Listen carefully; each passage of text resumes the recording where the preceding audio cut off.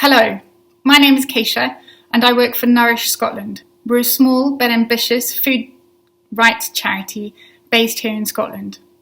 I'm really grateful for being asked to come and speak to you today on the question of Scottish diets and what they should look like in the context of climate change.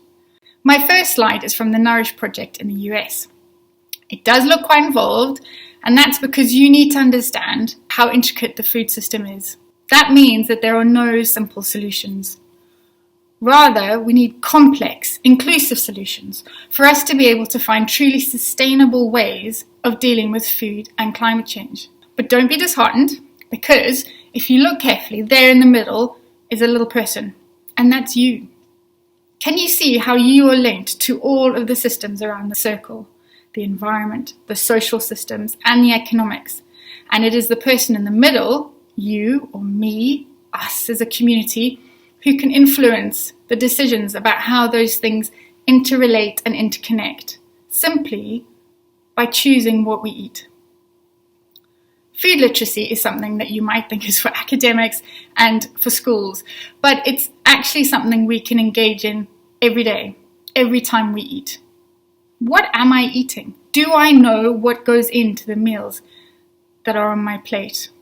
If it's plant-based, are there vegetables in it, or is it a glutinous mix? If it's animal-based, what kind of animal went into it and where were they grown? Do you know if the farmer who grew the plants or the animals was treated fairly by the buyer? Do you know if the farmer treated his livestock, his water, his soil fairly? These are the questions that we need to ask, because the answers will help us find out if we are actually eating sustainably. If we are making our choices purely based on price, I can promise you that both the farmer and the environmental systems that they work in will not be treated fairly, both here in Scotland and around the world. Let me show you another slide. This one's got well-being at its heart. This reminds us that what we eat is determined by structures and issues outside our home kitchens. The food economy, for example, determines what is available, where it is available, and how much it costs. At the moment, there is very little governance of that food economy. And what I mean by governance are the rules and regulations around how the food system works. The food economy directly impacts our food culture. If there are more takeaways on my street than greengrocers, it will become more normal for me to buy chips over carrots, for example. Did you know that only 1.2% of the total food advertising budget is spent on fruit and veg in the UK?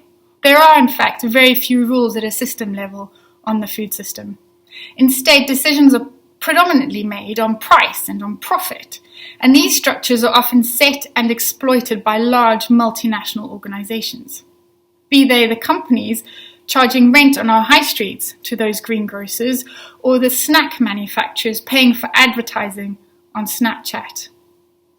This is where we have the opportunity to make fundamental changes to how Scotland goes forward and meets the climate and nature emergencies. So what does Nourish recommend as practical things to do? First of all, Scottish Government has an ambition of Scotland being a good food nation. That is fantastic, because if we are all eating good food, that means good food is being grown. But we need more than ambition and words. We need action, and we need to check that that action is having the impacts that we originally intended. That means Scotland needs better governance of the food system, so that the aim of growing, making and selling food is to nourish us all, not purely for profit. To do this, Nourish recommends that at a national level, the right to food is included in Scots law to ensure that we are all eating well and to ensure a food system that treats people and planet fairly.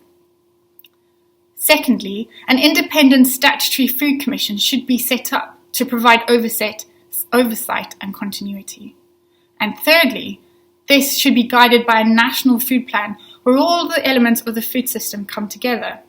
And those national food plans can then be implemented and become more local food plans at a council level, at a city level, or even smaller. Core to these food plans should be the question, where do government departments, the NHS, councils, schools and care homes buy their food from? This is called procurement. What is being served to our children, our teachers, our health workers, our elderly is really important, because food can be the tool for all of us, including our planet, to thrive. It is easier to know these questions if we grow it here in Scotland. Local food communities, where relationships between producer and eater flourish and are mutually beneficial, make us more resilient. Too much of Scottish food policy in the past has been focused on export, on meat and on alcohol. Things are changing though, and they should be encouraged to change. Our health is the basis of our resilience, which means eating and producing more veg. Even now, only 14% of Scottish children are eating enough vegetables. And last year, Scotland produced more vegetables to feed to livestock than to feed to people. That is about culture, it's about politics, and about how our food economy works. We need to work all of these things together.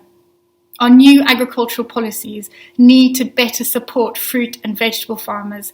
And finally, make it organic. And I don't mean in a middle-class shopping at Waitrose type of way.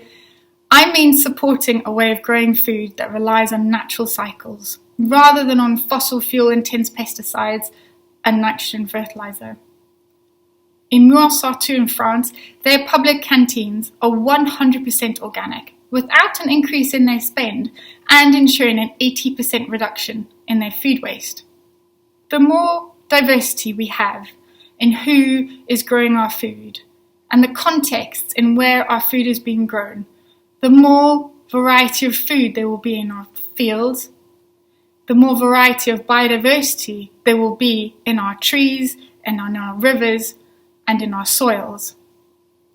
The more diversity of food there will be on our plates, and the more obvious the solutions will become to tackling our climate and nature emergencies together. Thank you, and enjoy the rest of your weekend.